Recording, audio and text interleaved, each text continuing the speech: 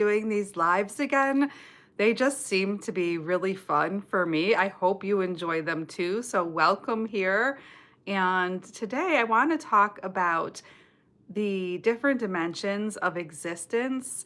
And, I just made a daily quote talking about, the various levels. And I want to expand on it because every level, every dimensional plane, heaven, plane of existence, interchangeable words, okay? Heavens, planes of existence, dimensions, all interchangeable, has a different sound associated, okay? So we are in the physical, okay? We have had to fall down. So if there's like levels, okay, these are the lower worlds. So the higher worlds are above. So that would be the fifth dimension and up. So fifth, sixth, seventh, eighth, ninth, and so forth, continually. Doesn't end. It's forever expanding, okay? So if we're in the fifth and below, let's start with where we fell to. They say that, you fell, right? And if you wake up in your dreams too and you feel like you're falling, it's because you're falling back into this physical sheath. Okay, so when we go down through each dimension, we have to go through a new sheath of sorts into a different body of sorts. Okay, so I'm going to be much more clear on this in a second. We're going to start with the physical. Okay, the physical is the plane where soul is trapped by the five passions. What are the five passions, you ask? Lust, anger, greed, vanity, and attachment. So when you hear people have to reincarnate again and again and again and again, it's because you want to not have to be that way anymore. You want to be better than that, okay? And the physical also has a sound associated with it, and it is the thunder. Thunder is the sound of the physical. It is a plane of time, space, and matter, and an illusion of reality. There's an illusion of reality about the physical plane that we are in. So it all feels real. However, even physics says, and I am no scientist, okay, I'm just putting that out there first, okay? My brain is completely right-brained, a little left, but science confirms what metaphysicians and intuitives know, that everything is vibrational energy. So as I knock on this desk, I'm actually knocking on something that's not solid, but you can hear me knocking. Okay, so it's not actually solid. It's vibrational energy vibrating at such a fast pace that it appears and feels solid. Illusion of reality. Okay, so we're in the physical. It's an illusion. We're here to learn lessons to overcome greed, anger, lust, vanity, and attachment. That's what we're doing here. And we will come back and come back and come back again until we finally learn the lessons of this plane of existence and are successful with the lessons in this plane of existence. Whew, that's a lot. I mean, this is eternity. We have eternity, eternal, forever to get it right. Now, when you go to sleep, you leave your body, okay? Your soul leaves the physical rests, and you can go, let's say, to the next plane of existence or higher, but let's stop at the next plane of existence. And anyone who's been studying with me, what's the next plane of existence? I'll pause. It starts with an A. It is the astral. Okay, so the astral has a word actually that you can use to get to it if you wish to go to the astral. I mean, at any point, it's just kala, okay? So if you want to get to the astral plane, kala, all right? It's just like a key. You turn the key, you get to go. And it is a source of psychic phenomena, ghosts, flying saucers, and spirits, ESP, etc. The sound associated with the astral is the roar of the sea. So that's a lovely sound. I love the ocean, but it is the roar of the sea. That's the astral sound. Also, you can know if you're in the astral some people can see a pink hue or a red hue. That would be to me, that's a lower astral, because when I'm in the astral plane and I see a pink or red hue, I'm just like, I don't want to be in this plane. I want to get out. Okay. So I leave. Okay.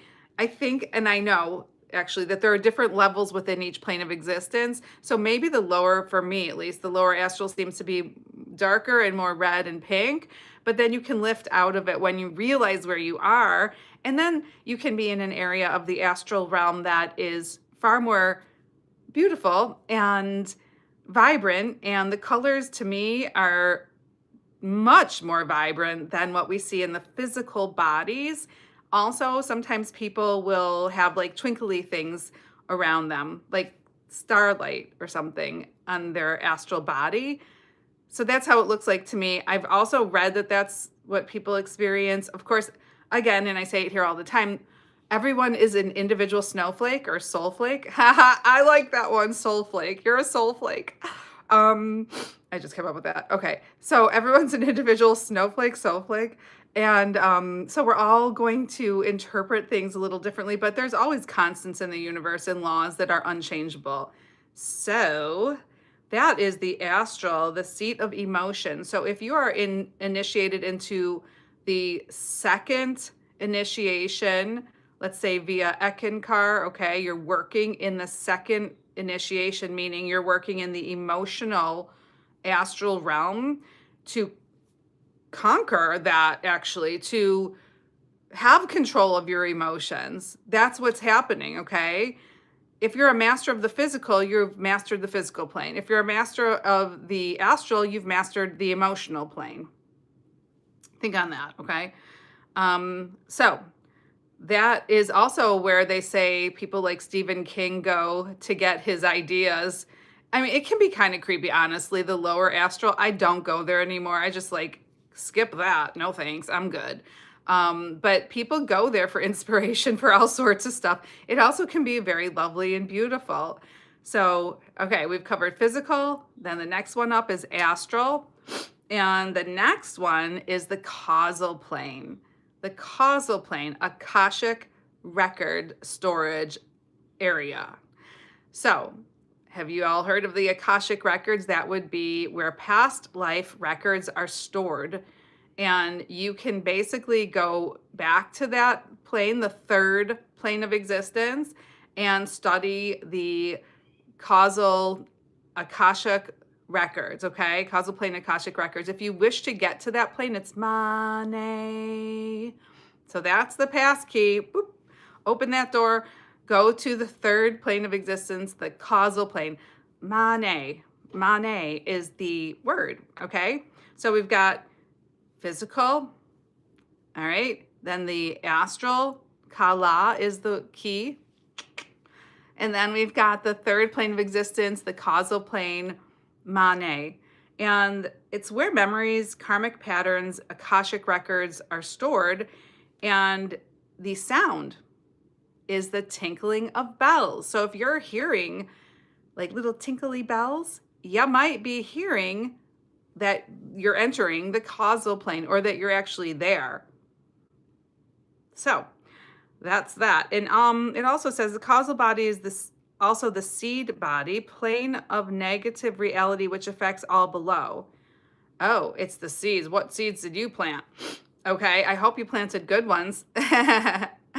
But like I said in the video today, when I read what Harold Klemp wrote, is that oftentimes if we're spiritually elevated enough and working on ourselves, and certainly Eckankar has helped me to realize and to be able to do this, and I've been grateful to mitigate karma in the inner, then you can mitigate your karma in the inner. You don't have to live it in the physical first dimension where, it's a lot harder to deal with, just saying.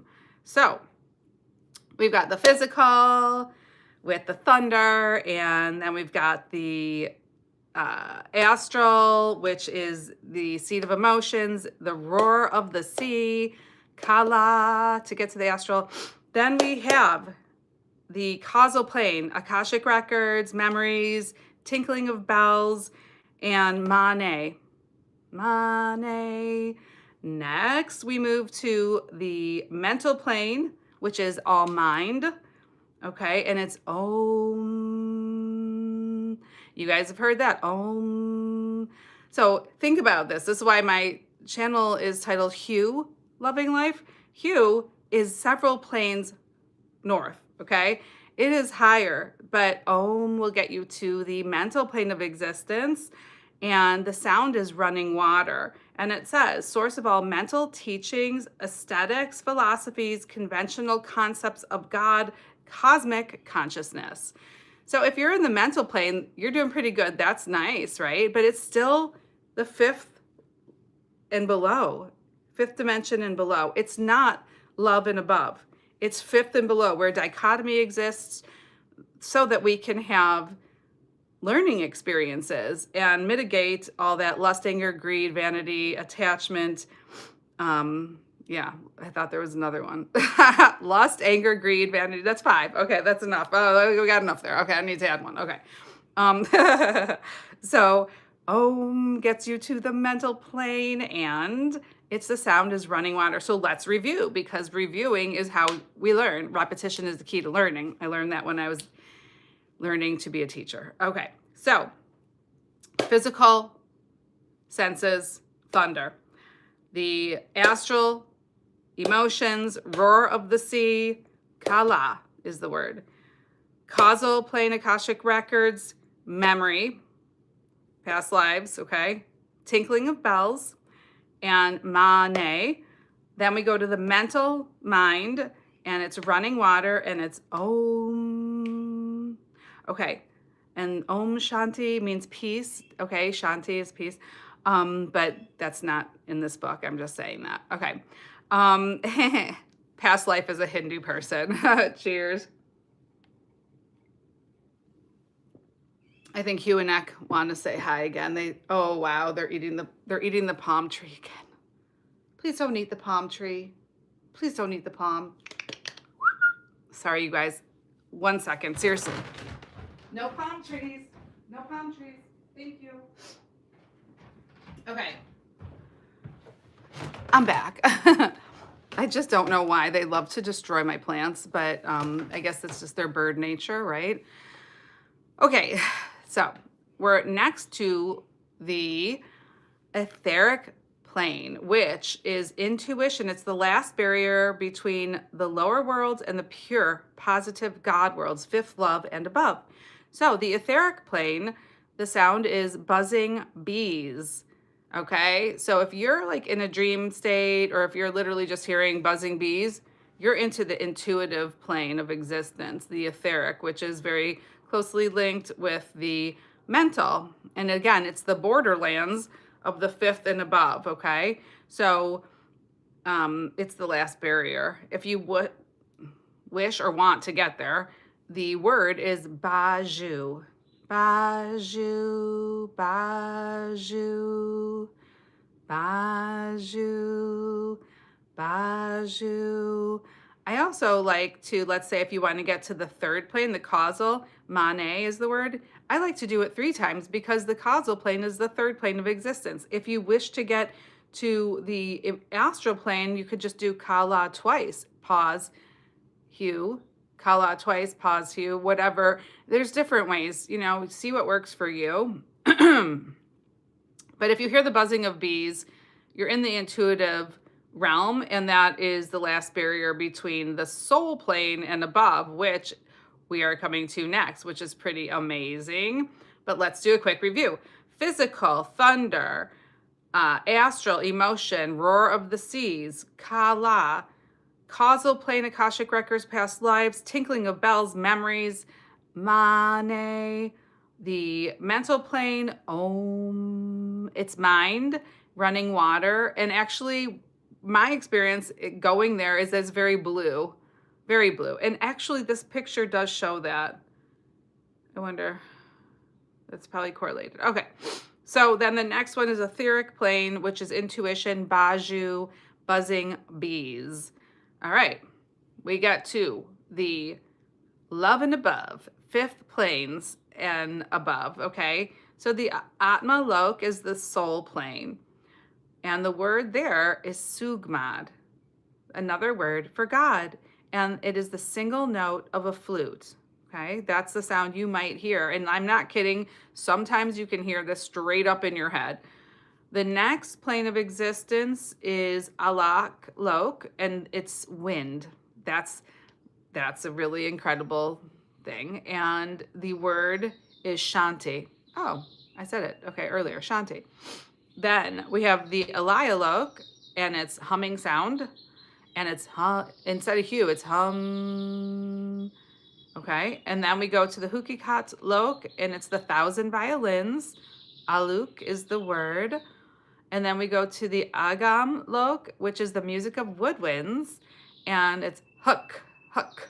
Okay, and then we go to the Anami Lok, where the word hue is the word, and it's a whirlpool. Okay, and the worlds above in the dimensions, heavens, planes of existence above the, the fifth and above don't necessarily have anything but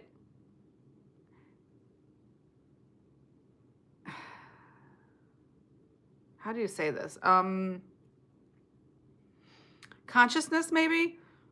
I can only speak from my own experience, but I have visited there, and I've had the experience of becoming pure light, and I like knew everything, and it was so amazing. And then I fell and I forgot everything, which was fine. But so that's, I think, the goal is to merge with the ocean of love and mercy, with God, source, love, all that is. And we are all connected. If you think of someone and then they call you, it's not a surprise, right? We're connected. We're all connected. And I think that the God realization worlds, the pure positive God worlds, are where we experience that connection far more readily, easily, fluidly, and it feels amazing too. Like, and it sounds like, why would you just want to become light and be with someone like everyone, but not in a physical form? Like, don't you want like the house and the lover and the this and that? But the truth is, like, I honestly can tell you from my own personal experience, when I was there, oh my gosh, I did not I just did not want to leave. I really didn't. It was such a feeling of complete satisfaction, complete belonging and peace and love. So, yeah, I don't think any love or home or whatever experience in the physical could compare. But we're here because we obviously still have lessons and teachings to give to each other. And so, yeah, the God worlds, Sugmad worlds, it's the ocean of love and mercy. And again, the lower worlds are where we are stationed. Hello, Hugh and Eck. And they're, we're doing lower world stuff. These birds are just throwing dirt and eating plants. And we're all learning together. And they are soul too, by the way. Consider that like their soul. I also see that there's colors in this diagram associated with each plane of existence. So the physical has green. The astral is pink, like I had mentioned. The causal is orange. The mental is blue. And then the etheric is purple or lavender purple. And then above, it's all like yellow becoming more white. Interesting, isn't it? Very interesting. So I will show you this, and then let's see, I can try to show you this. It's from the Eckopedia. You guys, this is an incredible book that you might want to get also. This is called the Eckopedia, the Eckankar Lexicon by Harold Klemp. It has so much information. I'm going to do something fun. I'm opening up to any page. So let's see. Here we go. I'm going to open up to any page and read something. La la la la la. Which one?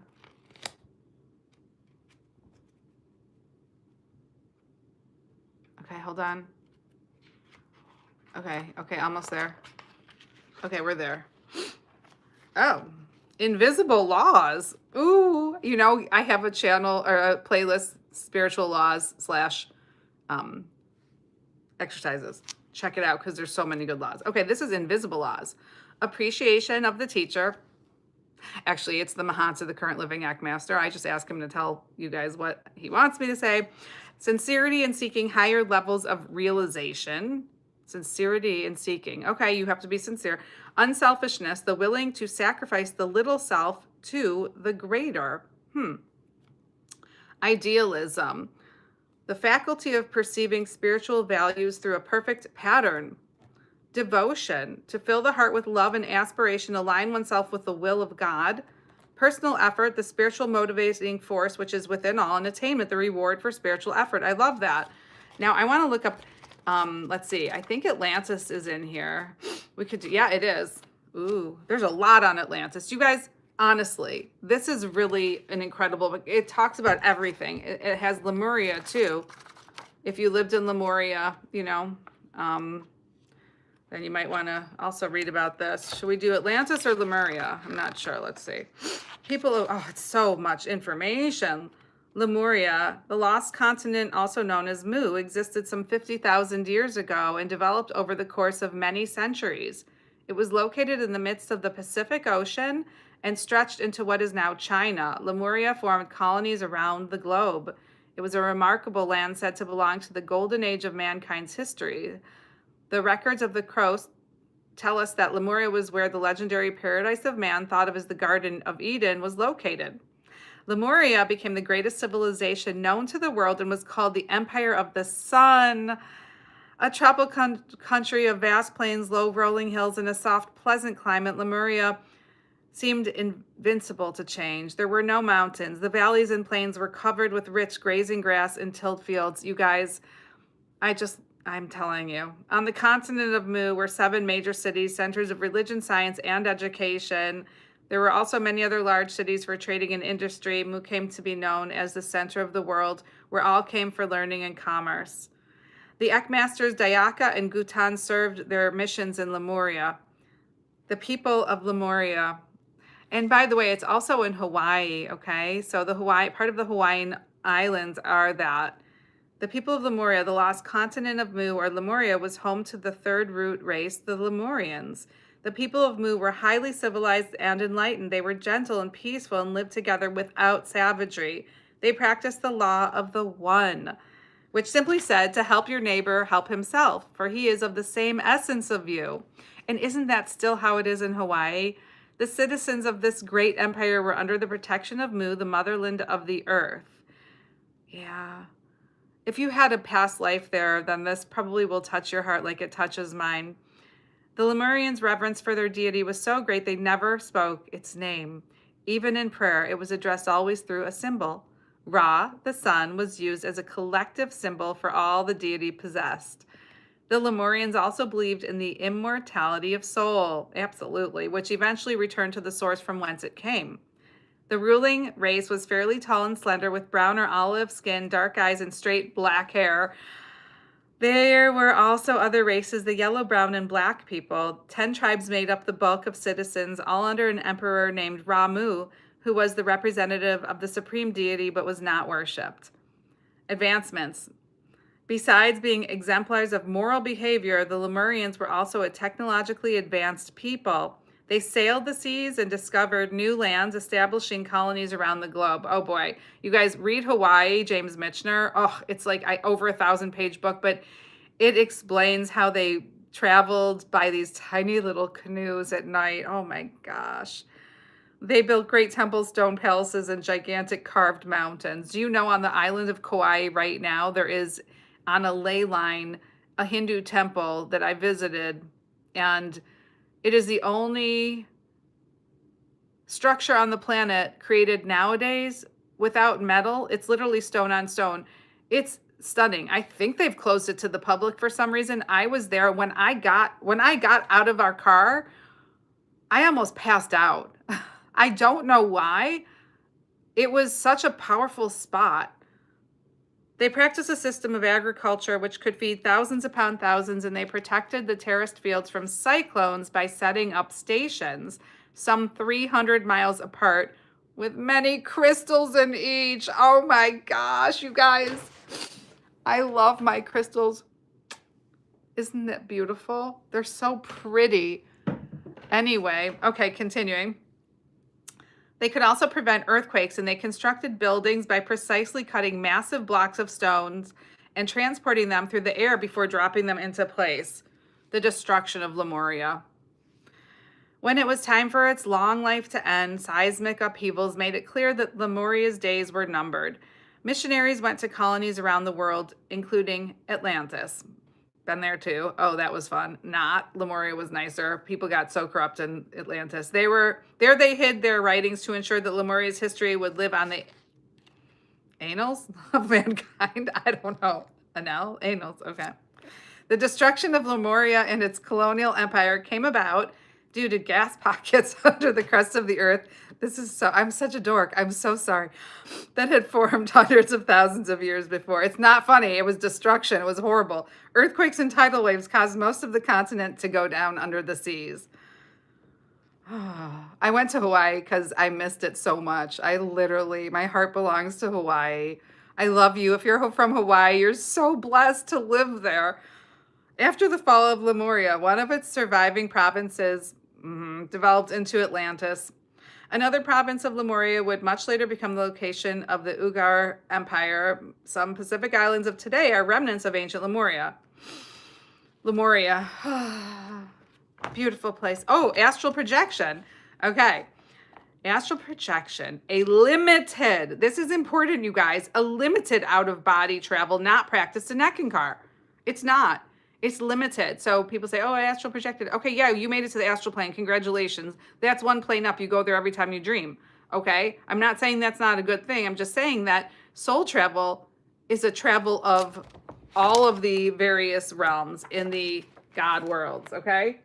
Like, do you see that? The astral is just that little one at the bottom over the green one. Why not soul travel? You can go to all of them.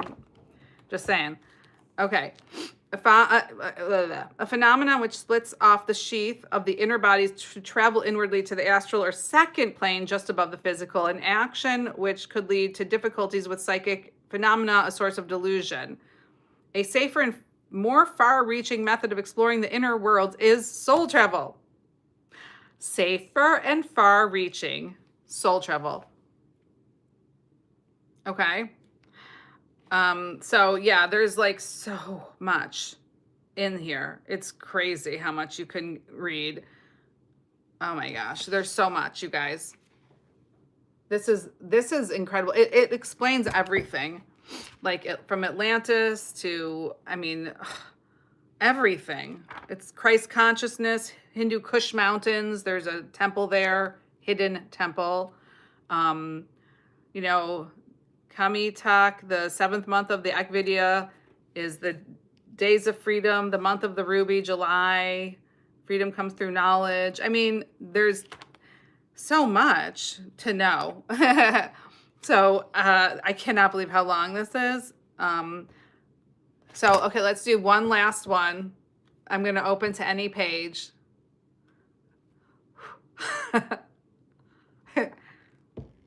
Okay.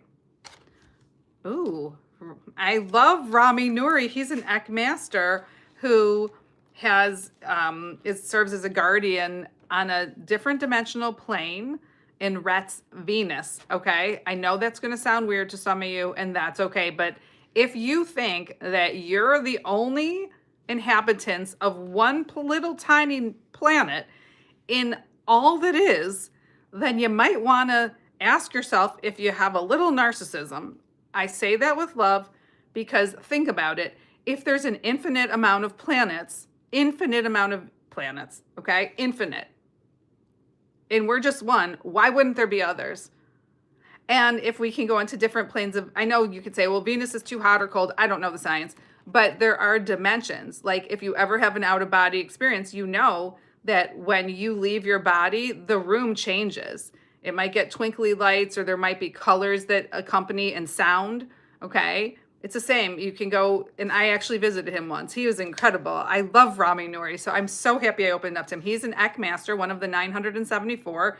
Rami Nouri. Rami Nouri served as the Mahanta, the living Ek master. He is now the guardian of the Shariat Ki Sugmat, The Shariat Ki Sugmad, okay? And that is a book, a major book for Eckankar you might want to read, okay? It talks about everything too. At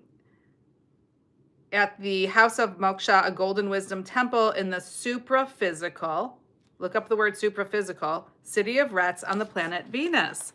He is a rather tall man with dark features and has a very short beard, which is as white as his hair. His eyes are dark and flashing. The letter M appears on his forehead. Oh my gosh, so does my tabby cat Lucky had an M on his forehead.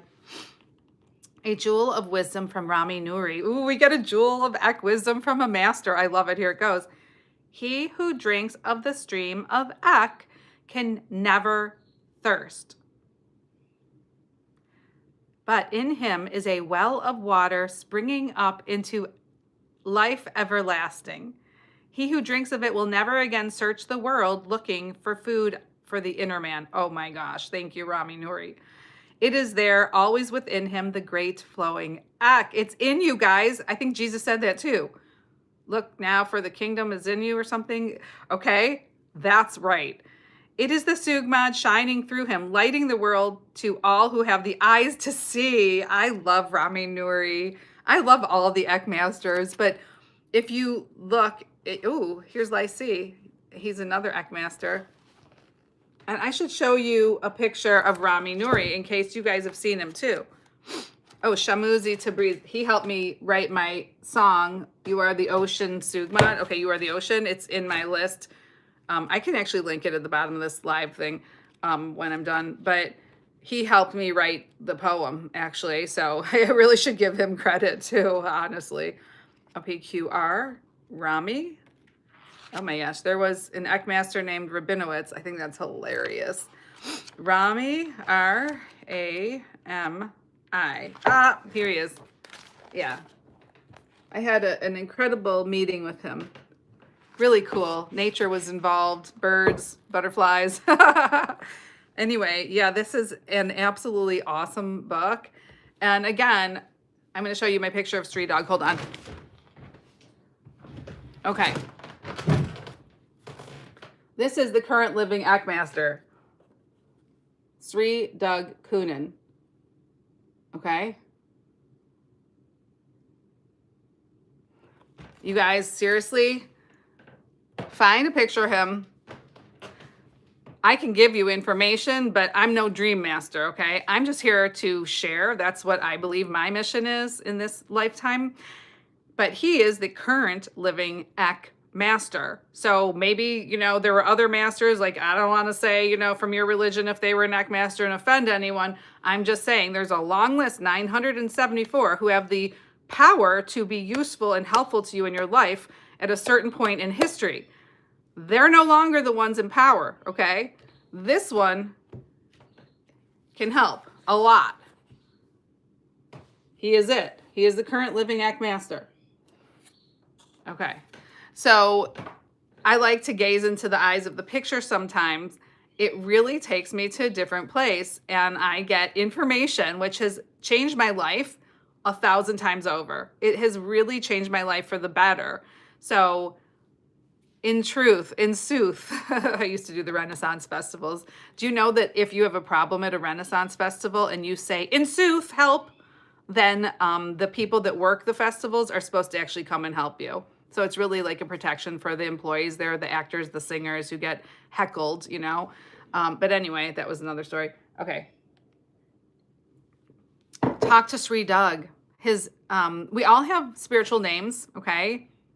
We all have spiritual names. His is now shared, and you can call him that way, Razash. The last one was Wazi, was Harold Klemp. So you have a spiritual name too. Do you ever hear it in the inner? Does anyone ever come up to you in your dream state and call you that name? I've had that happen so many times that I'm like, that must be my spiritual name because everyone knows me there and they're calling me the same thing. So yeah. But you guys can call me Michelle. I don't share my spiritual name because, it's a key and I'm not giving the key out to everyone, but he has given the key out and you can utilize it. He's given permission and he will help only if you ask because it's not legal. law, spiritual law, to just help someone without, asking. Okay, do you guys want? I'm gonna do another Wikipedia open book thing. Here we go. Temple of Ak. Oh my gosh, that was synchronistic. So there's temples in different places. Okay, super physical. Some that you can't get to except in the different bodies of light that you are, not your physical, okay? So you can visit them. I had a very incredible experience I will share with you because this is related, just to show you how real this stuff is. It's incredible to me. I had an open-eyed, third-eyed visual whilst awake of what I saw was like a sapphire color and a cream color. What? What am I doing? What is that? Okay. I logged it because I thought I got to write this down in my dream book because this was a very lucid out of body travel experience. Like boom, it happened. Okay. So fast forward, I'm at the Ek temple in Chanhassen, the one you can go to physically, and there's a convention every year, a seminar every year in October, and people gather there. And so I was there and I looked up for the first time, and exactly what I saw in my third eye is what the ceiling looks like in the temple. So I thought, wow, I've been like I've been soul traveling there, to study, okay, at night or whenever. So anyway, the Temple of Ek in Chanhassen, Minnesota serves as both a worldwide golden wisdom temple and a community church. It's not a church though. So, it's just the best word to use to explain it. Okay. This temple is Eckankar's seat of power and spiritual home on earth. It provides a direct line of spiritual energy from the higher worlds into the physical plane. And actually, Chanhassen, Minnesota is one of the safest places on the planet to live. Maybe Prince knew something about that with his purple colored, third eye is the chakra is purple. Maybe that's why he lived there. I don't think he was an Ekkas though, but he did live right by the temple, by the way. It provides, this is the central vortex from which the Mahanta, the living Ek master, who is also the guardian of this temple, thank you, Sri Doug, gives the Ek message to the world. A special place, the temple stands as an outer symbol for the holy temple of God within every heart. Why do you think it's called temples? Okay, you are a temple for soul. All right, so I'm going to stop right there, because I think we're at 37 minutes, you guys. That's a long time. And this was incredible. I'm so grateful to have the privilege and honor and ability to share these teachings because, look, the sooner you can find out about things that are really useful and empowering like this, that can actually really help you on your spiritual journey. Like I said, I've been in 5 different religions, was born, raised Jewish. Okay, no shocker there. I talk with my hands and I sound Jewish probably culturally, but it never stuck with me. I didn't get it, didn't resonate at all. Then I went into like learning about chakras and, animal totems and things like that for a while. Then I became a Buddhist and sat with the Buddhist monks all in their orange robes and everything and meditated with them for a while. And I read everything about the Buddhism, everything, every discourse I could get my hand on. And I'm talking, I got big ones, like they're right in there still, in the shelves of this room. And I just studied them diligently. Then I thought, okay, this is way too much mind stuff, mental plane, whoa, overload. So I became a Taoist and I learned how to empty my mind. So I did that pretty well, which you probably can tell sometimes, in the clouds, but not the Taoists are. They're very purposeful, like very present is what that is. So it taught me that kind of presence too. But there is this kind of like childlike quality of being present when you're a Taoist, Oh, then I became a Christian because I was like, wait, I think I need a master, But Jesus no longer not going to go into that. Okay. So I then found Eckankar and I'm so grateful. And that's why I share this stuff. Love Jesus. Don't get me wrong. He's awesome. In fact, I was in Israel, went to the Church of the Holy Sepulchre, almost got attacked getting to there through the shuk there. That was crazy. But then I literally saw him appear. That was amazing. So that's why I became a Christian and bought a cross, and I was on a Jewish expedition because I still was helping the Jews. So I'm not really for any specific person. I'm for every person, okay? Because it doesn't matter what religion you're from. We're still people. We're still all part of God. Like literally, we're all cells in the body of God, period. So it doesn't matter if you came in as a Jew, a Muslim, a Christian, a Buddhist, a Hindu, anything. It doesn't really matter. Your soul, period. Because guess what? Your next life, you're going to be white if you're black, or you're black if you're white, or purple or pink. Honestly, you could be blue. There's different races that are different colors too, different planets. It's just like, what car are you going to drive this lifetime? Okay, this lifetime I'm a woman. Okay, I was going to say girl, but I'm, past saying girl after you turn 50.